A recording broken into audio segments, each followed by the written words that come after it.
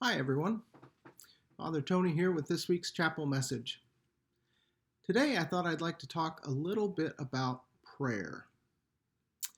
Oftentimes, I will close my weekly message by encouraging you, if you are a person of faith, to pray for something, for peace, for people's safety and well being, or health.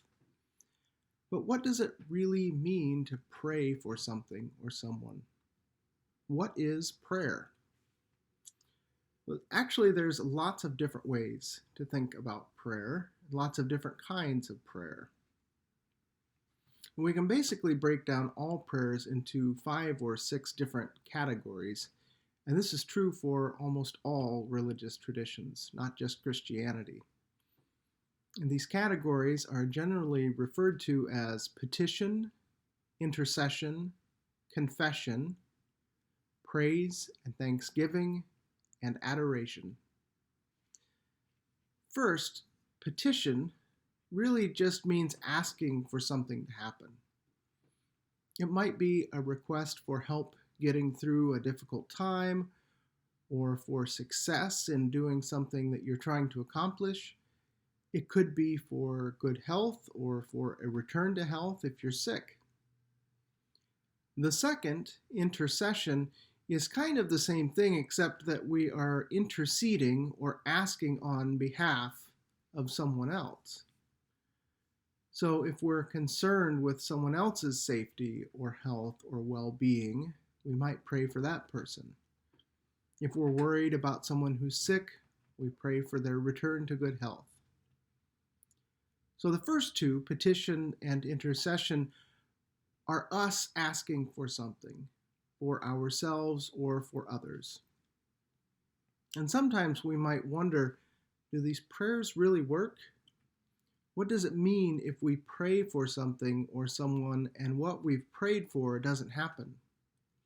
Does that mean that our prayers weren't heard or answered? It can certainly feel that way sometimes. But as a person of faith, I believe that our prayers are heard. Sometimes we pray for something that we don't get.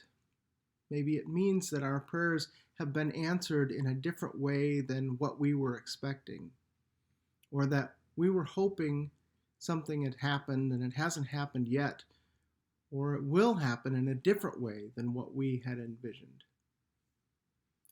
When that happens, I try not to look at it as my prayers not being heard or answered. Instead, I pray that I might be able to see more clearly or to see differently. Maybe it's my perspective or my expectations that need to change. And the third general type of prayer is confession. That can include a confession or profession of our faith, our belief, or a confession that we've done something wrong. Now, the biblical term for this is sin. And sin really just means anything that has been done that has separated us from loving God or loving one another. In some Christian traditions, a person can go to a clergy person, a priest, to confess their sins and receive absolution or forgiveness.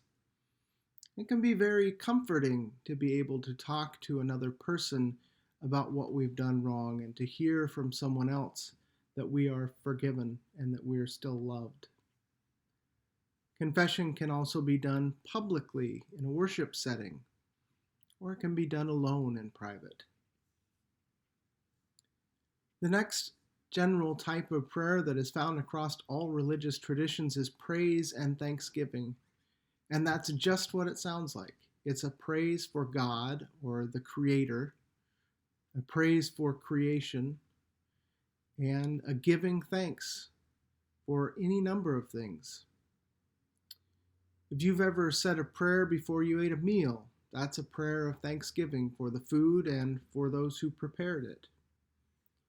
If you've ever gone outside on a beautiful day and looked around at the beauty of nature with a sense of awe and gratitude for just being outside and enjoying life, whether you know it or not, that was really kind of a prayer of praise and thanksgiving, even if you weren't praying to any God in particular.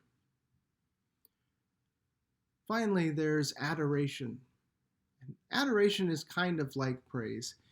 Adoration, which really just means to adore something, is about simply expressing our love for God or the divine or creator spirit, whatever we want to call the being that we worship.